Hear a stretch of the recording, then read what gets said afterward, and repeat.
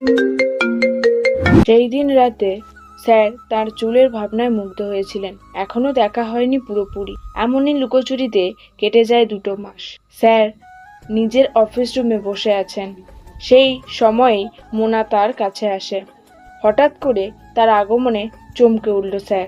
মোনা বলল, স্যার, আপনাকে head sir ডেকেছেন, খুবই জরুরি বিষয়ে কথা বলবেন আপনার সঙ্গে।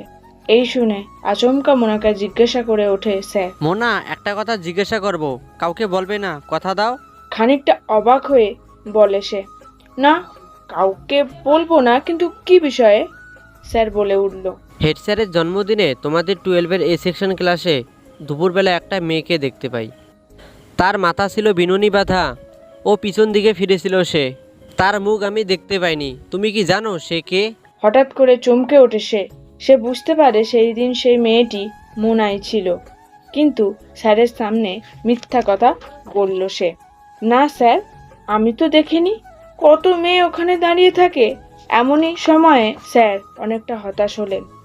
তার উদাসী ভাবনা ও ভালোবাসা তার মুখে স্পষ্ট দেখা যাচ্ছে। কিছু না বলেই সে রুম থেকে বেরিয়ে গেল। কিন্তু মোনা বুঝতে পারল ব্যাপারটি। স্যার যে ওকে পছন্দ করে ফেলেছে। সেই দিন বিকালে সেই দাঁড়িয়েছিল জানলার পাশে।